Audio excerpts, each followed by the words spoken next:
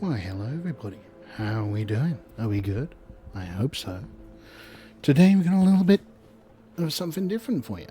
We're going to have a little go at Daggerheart. Now, I'm going completely off-piste as for a setting, but I think you'll probably get the drift of what's going on soon enough. Now, some little provisos. I got the system on PDF and on demiplane because they don't have a Foundry module yet, and Roll20 I think bought demiplane, and yeah, so that's where the character sheets are. Now, I used to think that demiplane used to be a whole virtual tabletop, but clearly not anymore. The other problem that seems to happen is that for some reason adversaries aren't exportable. Lots of little bits and pieces can't be brought from demiplane directly into the game, so that's annoying. Apparently they advertise that they can, which is, you know, good stuff, but hey ho, that's life. So what we have here is Sala Winter. They're going to be a sorcerer. They're slyborn, which means they're, you know, kind of underhand common folk. But the real setting at the moment is that she is a college student in a kind of near future London. So has some relevant skills. Really, I should probably change these a bit based on what I've been hearing, but whatever, we'll see how it works out. But to my demiplane not being entirely functional, I can't actually change the experiences once I've created them, which is that's a thing, that's a mood, and I can't even change it directly in demiplane either. I was trying, but it said no. I just used a pit crew for creating the character. Yoink. So yeah, that's broadly what we'll be doing. We'll be using pit crews whenever we need to make folk, if they're gonna stick around. But yeah, otherwise, let's see what goes on, and we'll just introduce bits and pieces as we go through and see what happens. So I've got kind of like a bit of a setup for a start. Let's yoink, get out of the way. There we go. I had to find something to put it in this bottom right hand corner, otherwise it was just going to be like an almost entirely blank screen. I'm not a graphic design wizard, as you may have noticed by my incredibly unimpressive layout, but it works for now anyway. Right, cool. So Sala is headed off to college. The day is going as any day normally does, right? The clouds are kind of manky and overcast. It is London after all, and it's London probably kind of like 10, 15 years in the future from now. And she kind of meets up with a couple of friends. I say like Tommy and Steve, and they go to their first class. She's probably studying like art. I think she strikes me as an art kind of person. She already knows how to use computers pretty darn well, so she's not interested in anything she can learn about computers at school, well, at college. And a note, in the UK, like college is generally like mid-education, right? So you get GCSEs or whatever they may be called now, up to 16, and then you do kind of like A-levels or kind of GNVQs. They might not be called GNVQs anymore, showing some age. It might not even be called A-levels anymore. There are all kinds of weirdness going on in that space. They generally take you like 16 to 18. You can be at college at any age, but you know, that's kind of like the default kind of path. So she's in like late teens, 18, 19-ish. And yeah, she's kind of chilling at school, doing me art stuff, when suddenly, kind of, there's a rumble, and the lights kind of start flickering, and they're probably not too far away from City Airport, and there's a sound of a huge explosion somewhere in the near distance, right?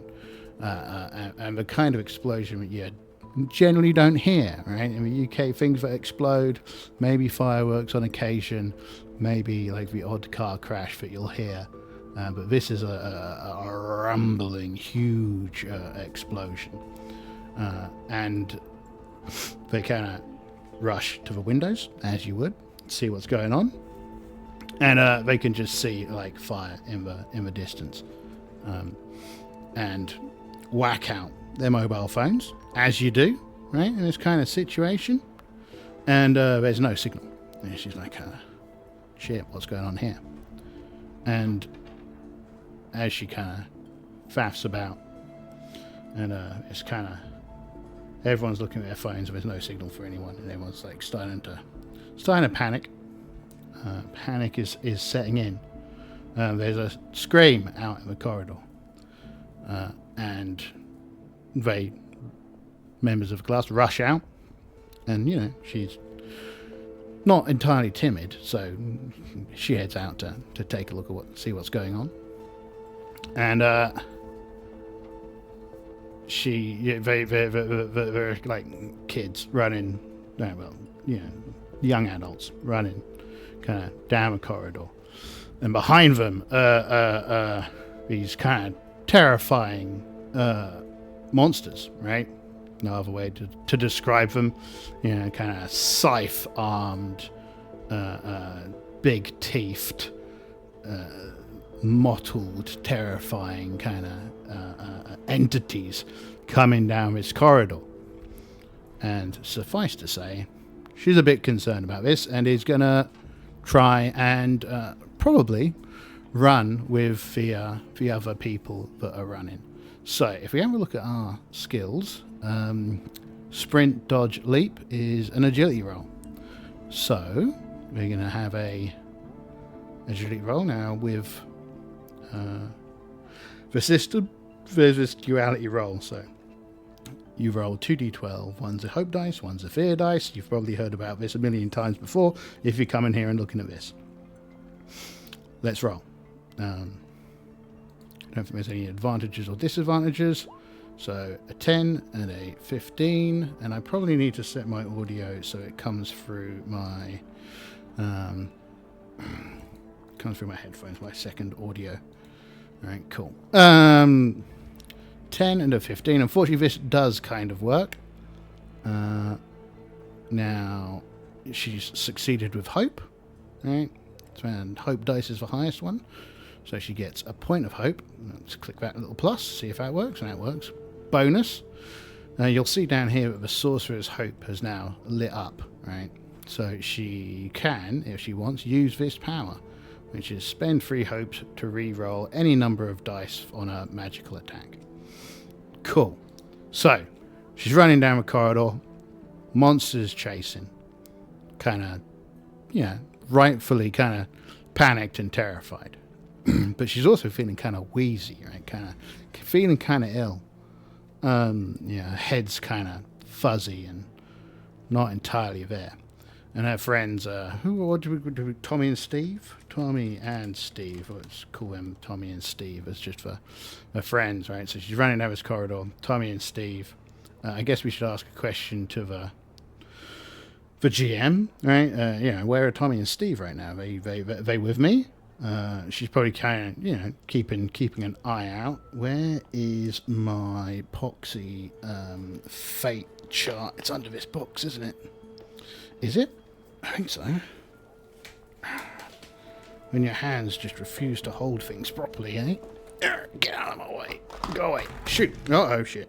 That's controller falling all over the table and everything going wrong. There we go. There's my fate chart. Cool. I think that, are they as athletic as Sala? Probably not. So I reckon it is likely that one of them has been caught by a beastie, right? So, all right. Well, I won't roll my physical dice. I'll roll the D100 in here, right? So we can all see. I can keep myself above board and honest, right? 79. So that is a no. Hold on. Have they been? Yeah. Okay. Right. So no, they've not been.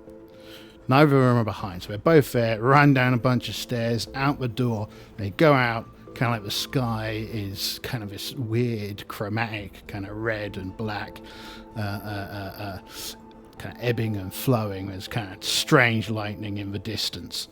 And she's like, what the hell is going on? And they're like, climate change, my guy. Keep running, right? There are more strange and unusual monsters kind of like throughout the college kind of grounds, and people kind of whoosh, scream and jump in. Someone gets severed in two by a scythe of one of these creatures, and they're like, I mean, is this a movie? This can't be real, and this is insane. And she's kind of like, she's got this feeling in the back of her head, right? There's kind of this weirdness, right? As one of these beasts, as a beast, and this part where we see where things don't fully plug in properly, but there's this beast, right? And let's press the button. Yoink. Check to see where that's showing up. There we go. Here's one of these beasts, right? Suddenly kind of burrows out of the ground in front of them. And they're kind of like suitably terrified of the situation, right? Now,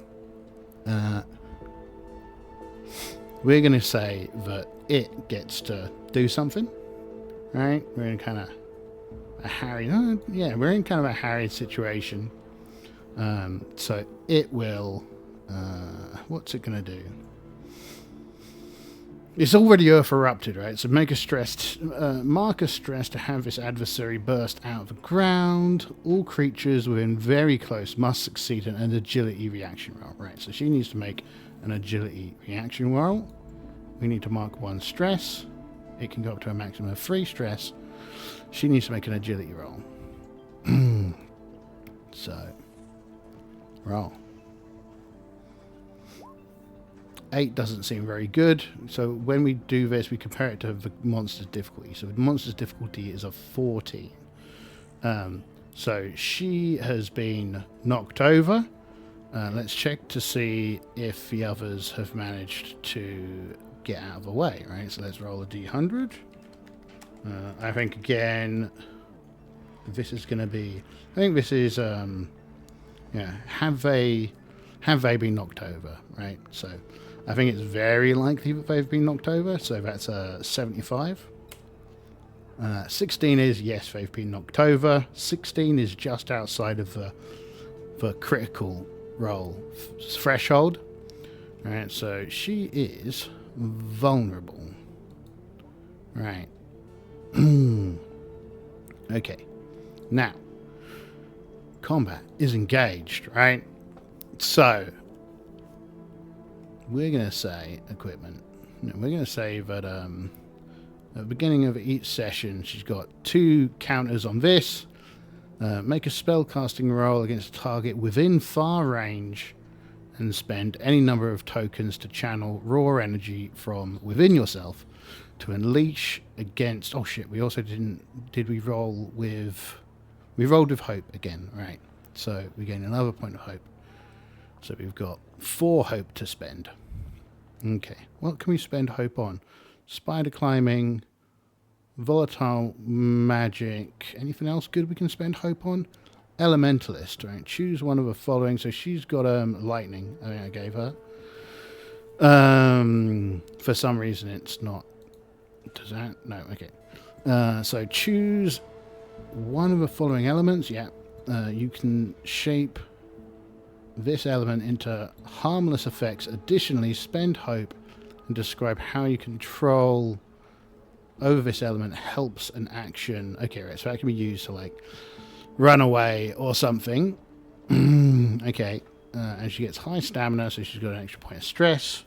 And adaptability, so when she fails a roll utilizing experiences, she hasn't been using experiences. Scoundrel, okay. What else can we use hope for? If we hover over hope for a second, hope and fear, yeah. Okay, I don't know what else we can use hope for. It's not a machine. Vaguely irritating. I know what we can do. We can check the... let's just turn that off for a second. Go to demiplane. App.com.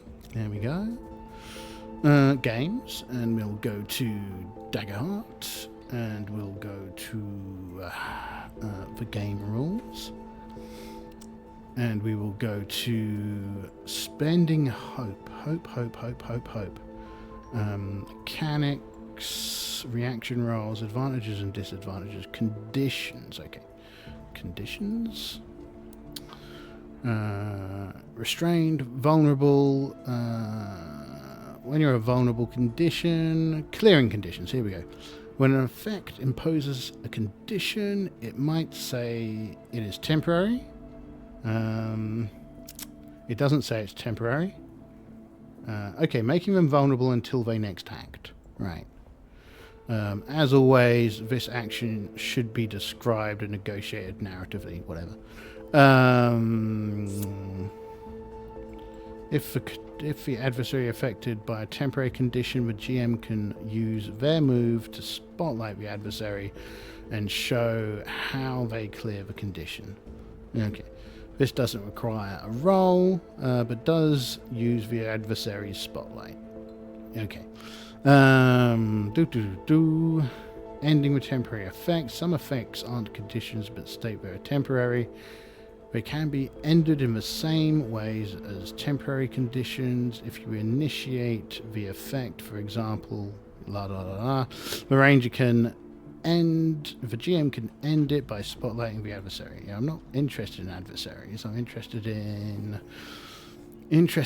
in core mechanics. Yeah, reactions, battling adversaries, flow of the game.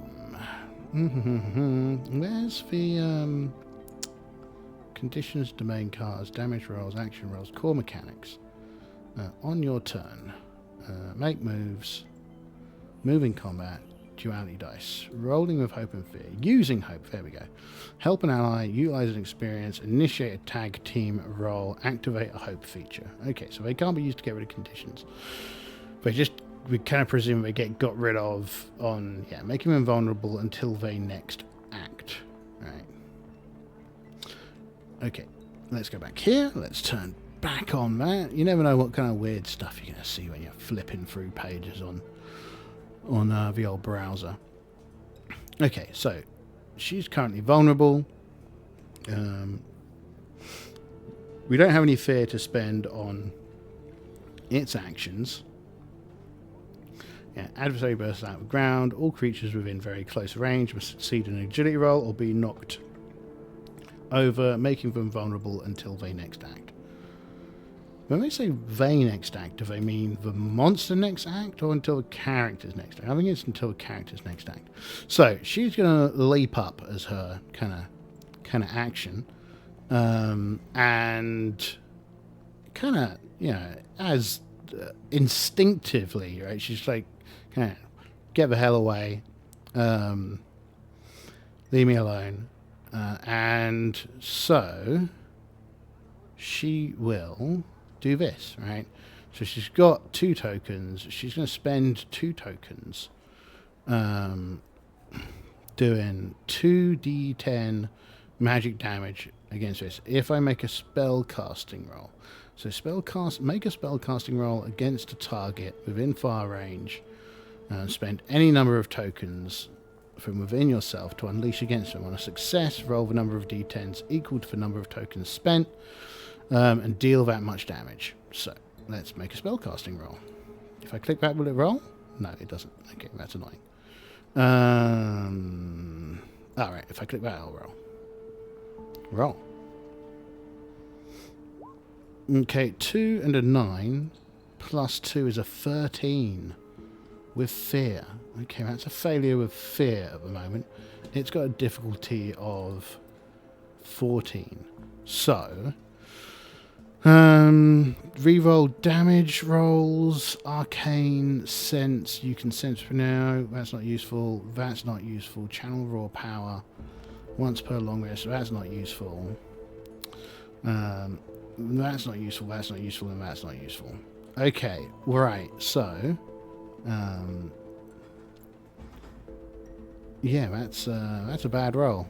That's no good. So none of her thingies help, and as we've already noted, hope could only help an ally, utilize an experience, initiate a tag team roll, or activate a hope feature. Kind of weird that you can't use it to improve a thingy roll. Marking stress, right? This could be a thing. When you mark your last stress, you become vulnerable. If you're ever forced, yeah. Stress from adversaries, stress from complications, stress from moves. As with hit points, you mark stress. Additionally, as your character levels up, they get more stress points. When an effect... so, I mean, as a ref, I would say in this situation, I mean, we're trying to do some stuff. We will say that she can mark a stress point, right? To allow this to become a success. But it's a success with fear, so there's a consequence, right? So, she does damage roll. It doesn't have a plus. It's 2d10. She gets a 14. The monster's serious damage threshold is 15, so it takes 2 hit points. 1, 2. I think that max is 8 there, right? So it's taking 2 hit points worth of damage, and it will act, and it will. Has it got fun bits and pieces in here? Spit acid. Oh, make an attack against all targets in front of this adversary within close range. That seems a bit much. When this adversary takes severe damage, all creatures within close range are bathed in acid and take 1d10 damage. Okay. But I think that it's gonna do this spit acid attack. Make an attack against all targets in front of this adversary within close range. Targets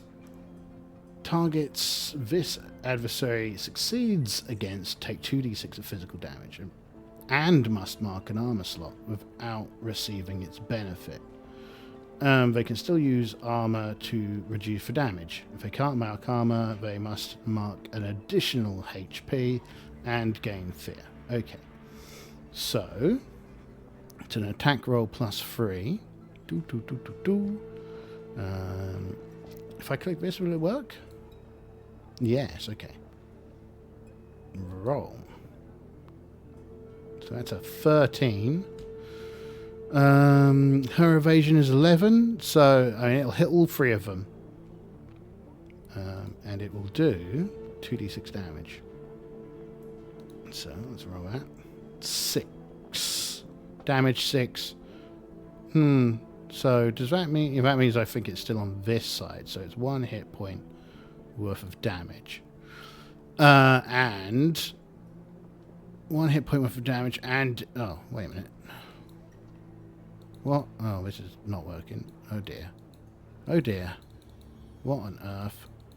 Right, so, this doesn't work. Maybe if we do that here, right? Okay. I think that one was the, I think that's the right one. Details. Oh no, right, so that's 0. This is that one, so this has gone down to 2, right? Save. That hasn't changed. That's interesting, hey? 2? Save. No, okay. Go here. Armor slots. 2. Right. Save. There we go. That's, That's a thing. So she's taken 1 hit point. Why is her stress not marked? Oh yeah, because we thingied it. Okay, we broke it. We're idiots. We know that. I am a fool, foolish fool. Okay, and okay, it's her action. She's kind of blown through this. She isn't vulnerable anymore, but mark a stress, gain another point. So I think that's broadly what she's going to do. Actually, this sounds like fun. Make a spellcasting roll on 10 or plus. She creates a minor illusion. So let's do that. Let's see if that works. Roll. An 8 and a 12, so succeeded a lot with fear. So 22. So her illusion's activated. Cool. So as an action, the creature is going to attack the illusion. So let's roll. Roll it. 20. So it gets a 21 attacking the illusion, right? And the scythes go straight through the thing, and it is. Well, I mean, it's kind of used to its claws going straight through fleshy things. So on the one hand, it's not at all surprised. On the other hand, it's probably a bit peeved that she's not dead. The illusion is still in one piece, but this means it will rock back around to her. Now, let's have a check to see. Are her friends, well, after seeing like electricity explode out of Sala, they're probably a bit weirded out. So, the question, I guess, is are they going to run away, right? I think it's likely, probably very likely, that they're running away. So, 76, they're not running away, despite being kind of like their school clothes, their uni clothes are kind of half on fire, and this is, they've been wounded. I mean, they've been far more seriously wounded than Sala, but they're sticking with it. They've got bravery on their side, so it's still kind of like deciding as to which of these now 4 targets it's gonna tear into pieces. But she's gonna burn a stress. What on earth has gone on here? This is broken as well. Well, you're getting to see the issues with this setup, eh? Okay, so that's gone back to 2. I don't know why it's doing that, but it is, so that's interesting. So she's going to spend a stress, which gives her back these 2 tokens. But she is again going to spend 2 tokens and do a spellcasting roll. Right, get a better roll this time. So she tries again, and she gets a 14. So that's a hit, and she's hit with hope. So she gains another point of hope. Spend 3. Okay, right. So we might be able to reroll some damage on this one. Okay. Channel raw power. Okay, well, let's just get 3 hope. This is a hope generator.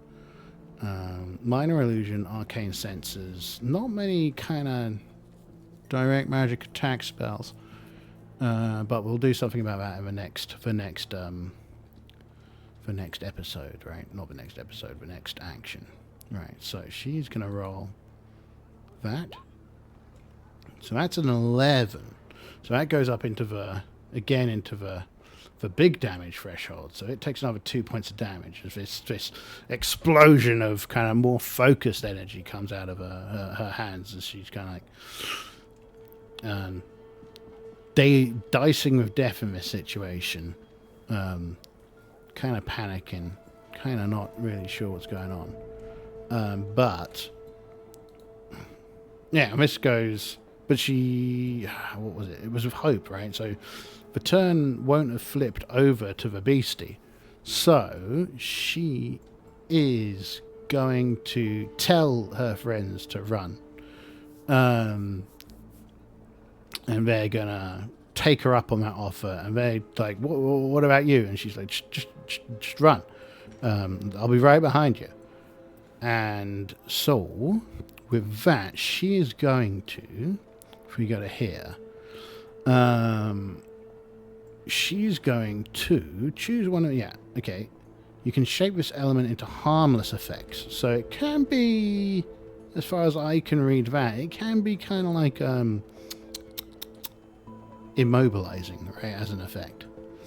So we're going to, you're about to make then either gain a +2 bonus to a roll or a +3 bonus to roll the damage. Hold on, let's read this again. You can shape this element into harmless effects. Additionally, spend a hope and describe how you control this element.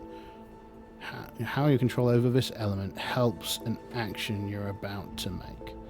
When either gain a +2 bonus, or a +3 bonus to the weapon's damage. Okay, hold on. But also, let's go back up here.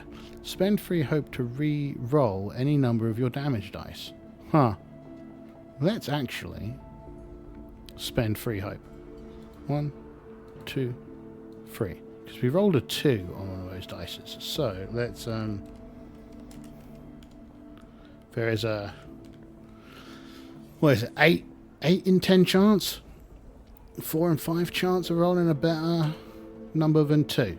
We rolled 2 again. Because of course we did. That's, we all know how things go on this show. We go badly. Okay, so she wasted 3 hope. That's the thing that happened. That sucks. So that was actually on the attack roll. But so right now though, she's going to create a choose one of the effects. You shape this. Spend a hope to describe. Right. So we don't have to. We could do damage with it. Oh, right, that would infuse my next thingy. But, okay, so let's spend 1 hope. Did that spend a hope? Yeah, that spent a hope. Good. And let's infuse action. Right, so what she's done is she's created like a net of electricity around this monster. And that means she's gonna run the hell away, right? That feels like the thing to do. So, it's only a +2, so that's a 12. Will she run away, or will she do another stress and thing? I think she's gonna run away. So let's do this. Come on, don't let us down, dice. So her friends are running. She's cast this web. She has run away, but something bad's happened because we've got a fear point here, right? So I think broadly what it's gonna, when all else fails, you spend fucking when all else fails, spend a threat point, right? I don't know how that went from 2 to 21, but it did. Yeah, interesting. That's well broken, eh? Why on earth is that doing that? Wow. That's utterly broken. So that's taken her stress up to 3. It's taken her stress up to 3. Right. She's legged it. Right. And yeah, this creature is enraged and it's probably still kind of like attacking the second version of her. But yeah, so she's legged it. She's off. Where are we up to? 30 minutes. Okay. So she's legged it, right? As she kind of runs behind her friends, and they kind of like run out of. Run out. So we're going to run out of things. So they're going to try. What she's going to try and do, we can get rid of that infuse action now, right? None. Right. So what we're going to try and do is find somewhere to. Yeah, we're going to try and find somewhere to hide, right? So, Find somewhere to hide. Control, hide, tinker, finesse. There's all this chaos that's going on around us. 11 and 9, so that's a good roll. We regain a point of hope. It'd be nice if it added this automatically. I presume what's happening is that the features of a token are breaking the things on the sheet, but I'm not entirely sure. Right. So she's getting a point of hope, and they've managed to find somewhere to hide. They've run to Steve's flat, right? So he lives around the corner from a college. Turn on the TV, and TV's like it's got a BBC. All the channels have got like BBC News on, or like Channel 4 News. All the news shows are kind of like emergency kind of broadcast in the city, and they're kind of like unknown terrorists are attacking London. It's strange, kind of like there are kind of images of like strange kind of portals, and they can see now that their phones still aren't working, but they get onto the Wi-Fi of the flat, because of course there's Wi-Fi, my guy. There's always Wi-Fi. They get onto the Wi-Fi and they connect to the internet, and they can see kind of like, you know, on Blue Sky. Right, it's like, or whatever Blue Sky will be in 15 years, or Twitter. It'll probably just be Twitter. It'll probably just be X, right? Everything will just be owned by Elon Musk and you know, fucking fascists running the UK, and Niguel Farage. But they are on the chat. People are like, you know, that's clearly not terrorists. What the hell was that? It's like a giant kind of centipede running down the street eating people. There are people being like, oh, this can't be real. Right. Turns out the explosion that they heard was a plane crash. Like all of the planes have been like falling out of the sky, because whatever's happened is kind of like interfered with remote wireless kind of communications and electrics and all that kind of thing. So pretty wild stuff is going down. And so they can't talk for a moment, and Stevie's like, Tommy's like, I gotta get home, right? I gotta see my family and see if they're okay. And like, Sala's probably of the same thought, right? Because, you know, she one thing she doesn't want to be is abandoned, right? So that's something that's kind of a deep concern to her, and the question is then, is she at some point we've got to get some weapons, right? But not just yet. She's got no reason to get them. And then we're like, wait a minute, because they've almost forgotten, right? What the hell was that, Sala? There was like electricity blasting out of your hands. She's like, no idea. I'm as bemused and confused as you are by this. And I'm like, yeah, I mean, that's pretty wild. Something else that I think you could do. Hold on, let's check this. Armor. I'm sure there are other things that you can do with hope, but it's not telling us. Hit points, damage thresholds, armor. See, using armor. I think you can like mark a stress or something, and kind of do clearing hit points. Any time you do downtime, you have the opportunity to clear some of your marked hit points. Okay, how many? Additionally, as your character, yeah, well, the character's not leveling up. Using the example above, if you have massive damage, okay, stress, right? Yeah, right. So you can use stress to kind of like boost rolls. It just doesn't give you a direct thing. As with hit points, every time you make a downtime move. Okay, what are downtime moves? A party can choose to rest. Chance to make 2 downtime moves. Though downtime is their chance to recover from dangers, for characters to have Important emotional scenes with each other to learn more about quiet moments. Okay. When characters decide to have downtime, they choose between a short rest and a long rest. Okay. Working on a project but not working on a project. Downtime consequences. No. Once per session features. Short rest. Right, so short rest. A short rest is when characters stop to catch their breath, which are getting a break for about an hour. Yeah, we're probably going to have some crack out of beers, get some carling inside of them. You can swap 10 to wounds. Okay, right. Equal to 1d4 plus your tier. Fine. How many can we do?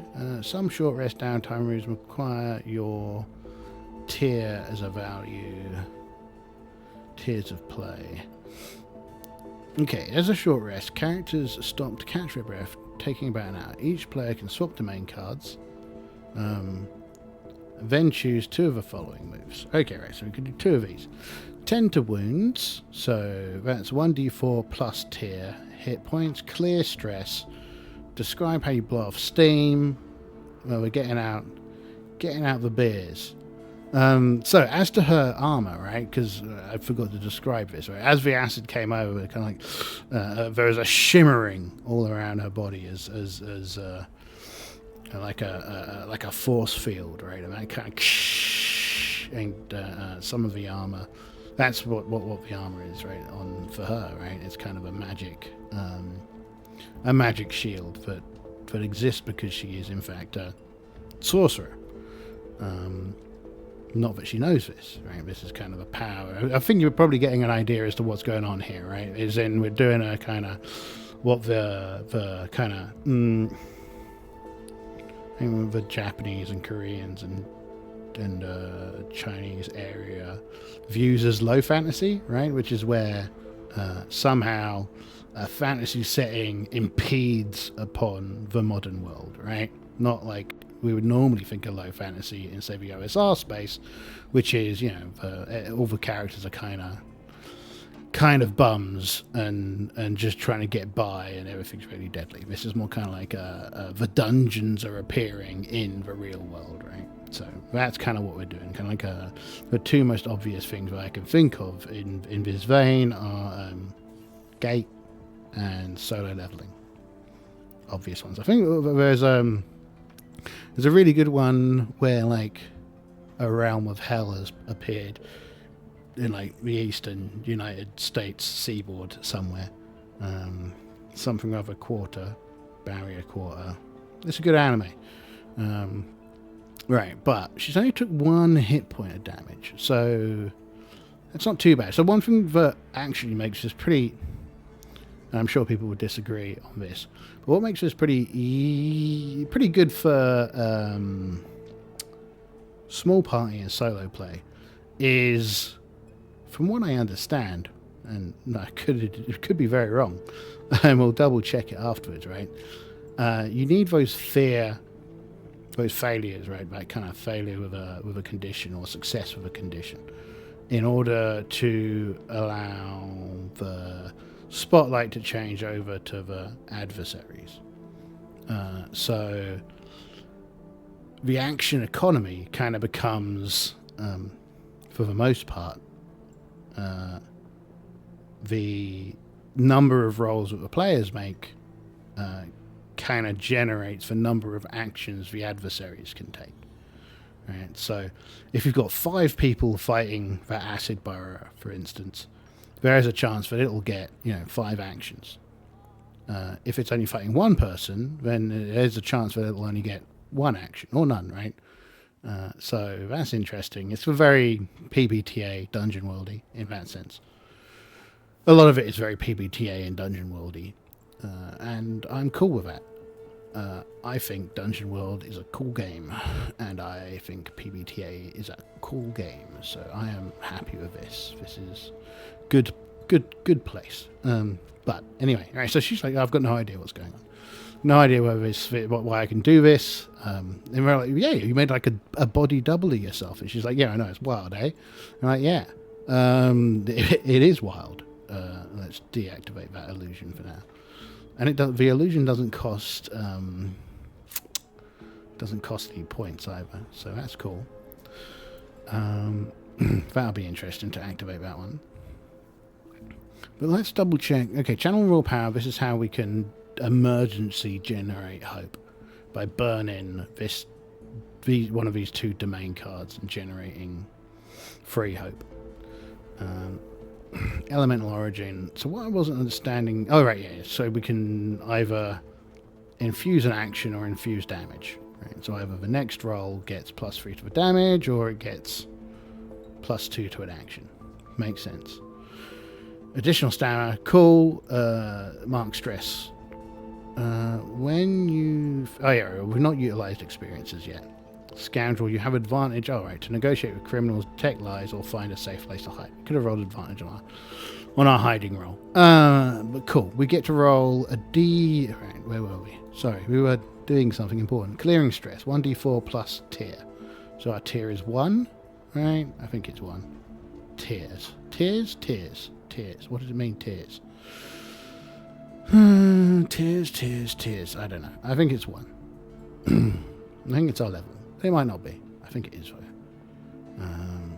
It's kind of annoying that we don't have these on here as like default things you can do. That'd be a good idea. Details. Nope. Journal. Nope. That's that. Equipment. Nope. No. Okay, fine. So I think it's going to be +1, right? At level 1. So roll 1d4 plus 1.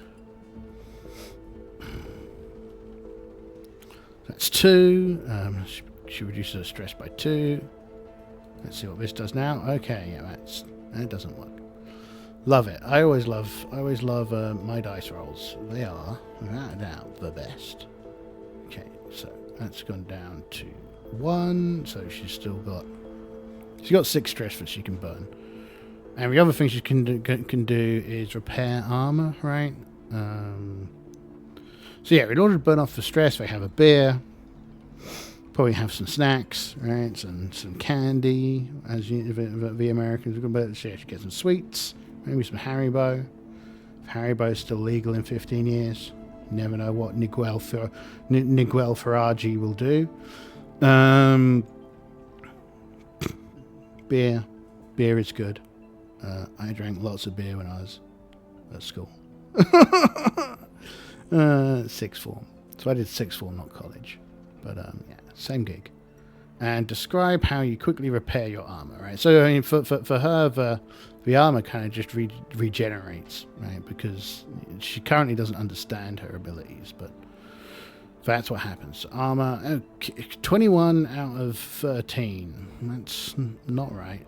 Oh yeah, the armor kind of officially is Gambison armor, but as you've noted, we're playing in a slightly different setting. I don't really understand why it suggests certain armors for certain people. I don't know if there's any good reason why you'd reflavoring armor. Yeah, okay. Yeah, exactly right. So that's what we've kind of done. We've reflavored our armor. It is technically a Gambison, but also it's not 21 out of 13. So 3 out of 3. Thank you very much. Cool. So, next thing, and there we go. Right? Remember saying I love the word "so." It's such a versatile way to be lazy with a language. What are we going to do? Well, we're going to try and head over to Steve's house. Is Tommy coming with us? I reckon he's likely to come. They've been pretty brave so far. So likely, that means under 65 he'll come. 36, right? He's coming with us. So they kind of like grab some bits and pieces, some supplies. She grabs like, it's America. It's London. Did you know that like one of the most popular pieces of sporting equipment in the United Kingdom is a baseball bat? No one in England plays baseball. Go figure. I wonder why that is. Right, so that's going to give her the dual staff. And she's going to grab a knife as well, right? Just a kitchen knife. All right, can I only have one equipped to a dime? That's fine. So she's got the dual staff now. So this is a magic-y weapon. Basically, as she picks up the baseball bat, it kind of like a 1d6 plus 3. Is that right? Let's go here. Equipment. Primary and secondary weapons. Boop, boop, boop, boop, boop, boop,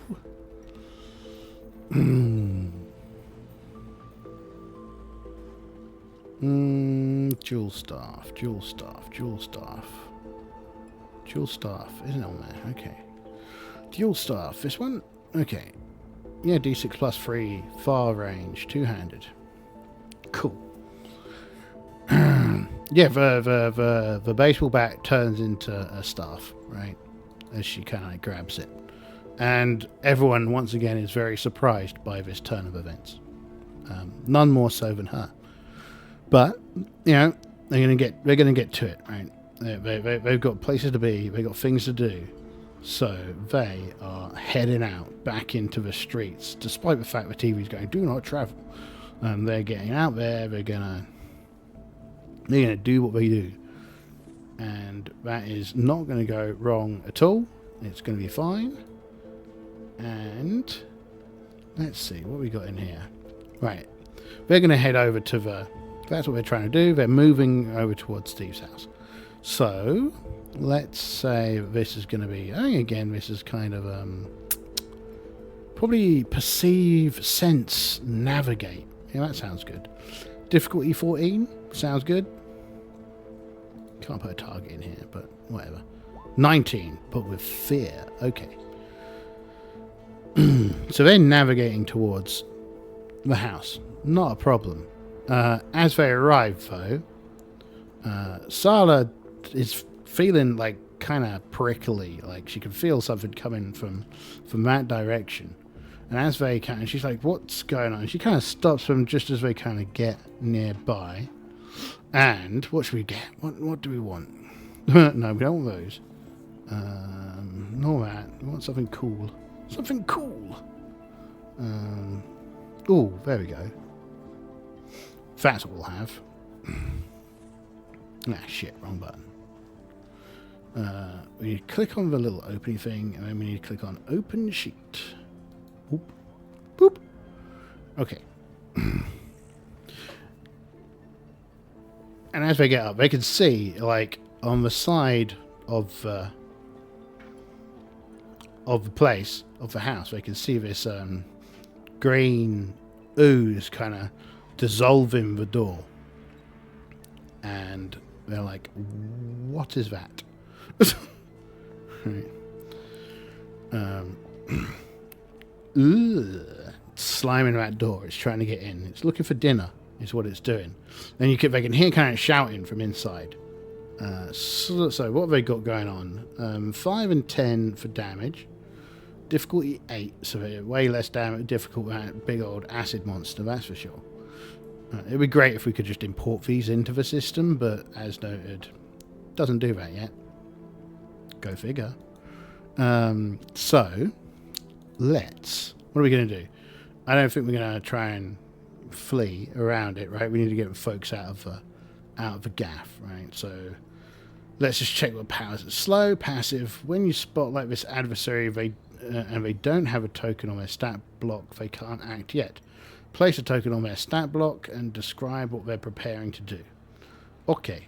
Acidic form. So they haven't noticed it yet, right? And we've kind of got this jump on it because Sala was able to kind of detect it.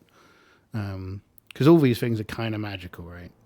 So, and she can detect magical things.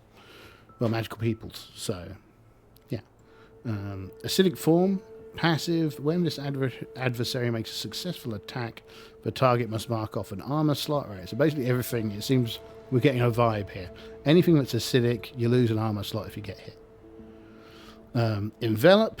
Action. Make a standard attack against a target within melee range. On a success, the adversary envelops them and the target must mark 2 stress. Okay, that sounds like it'll suck. And split. When the adversary has 3 or more hit point marked, you can spend a fear to split them into 2 lower adversaries with no marked hit points or stress. Okay, it doesn't really describe how this one works, but cool. Cool. So, she's going to point this here staff at this beastie. And so we can get rid of them. So we're out of tokens. Let's say which we'll have spent... Oh, for goodness sakes. We'll have spent a point of stress whilst we were on our way. So that we have... We've got 2 options. We've got 2 tokens to spend on this first. When she wants to.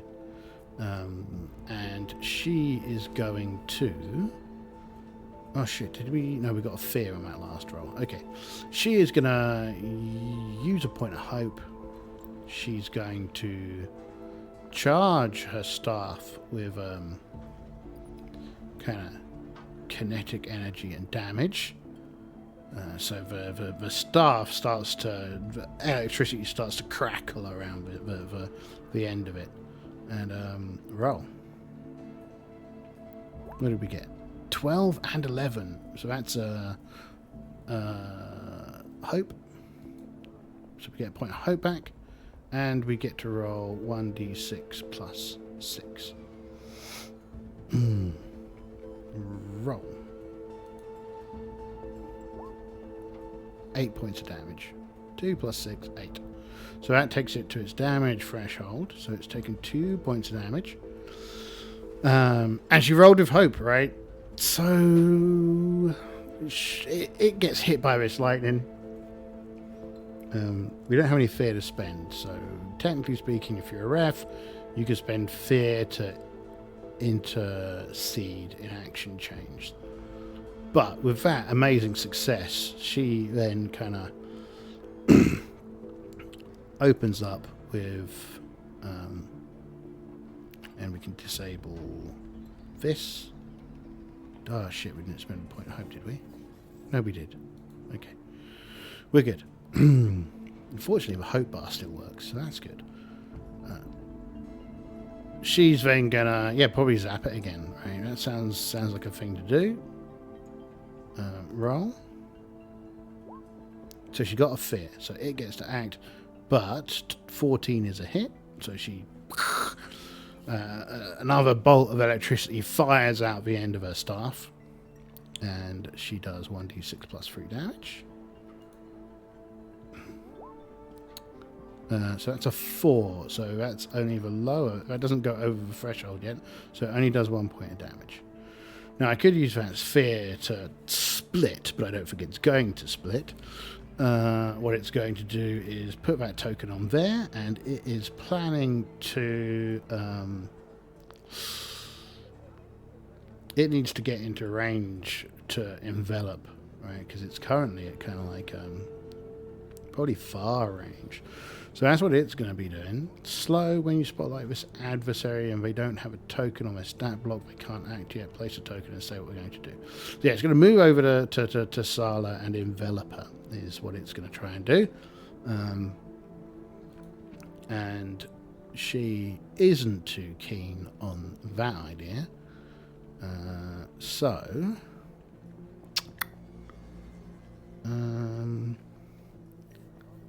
So she is going to... Is she going to blast it with the Unleash Chaos? I think she is. Feels to me like the kind of thing that she's into. She discovered that she quite likes this. Enveloping with Chaos. 16, so that was with Hope. So she gains a point for Hope. And she does 2d10 worth of damage. Roll. So that's 12. So that's 3 points of damage. Evaporating the green ooze. It kind of just leaves this kind of acid all over the place. So we need to navigate around. So we navigate around and get into the house. I guess the question there is there anything inside of a house, right? I think it's likely that there's probably something bad inside the house. Do you think there's probably something bad inside the house? I think there probably is. So Is there something bad inside the house? I'm saying it's likely. Let's roll. 76. No, it's just Tommy's dad is in there. He's kind of like, he's kind of sat in his favorite armchair, being quite sweary about what's going on. He's like, he's probably blaming it all on the boats or something, and they're all, the three of them are like, Jesus, Dad, are you okay? So he's a single dad. And he's like, yeah, oh, good to see you, son. I'm glad you're alive. Really, positive. TV's on, of course, saying stay inside your house, and they're gonna kind of like make sure the house is secure, and then probably head over to Sala's. Right?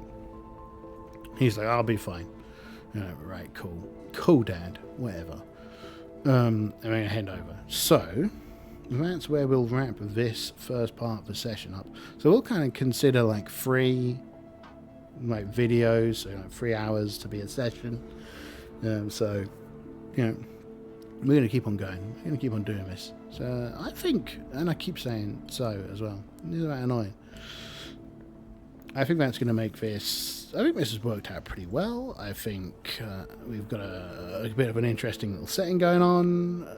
I think that,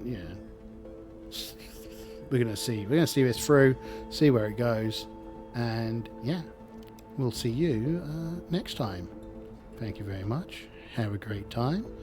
And don't be a stranger. Bye-bye.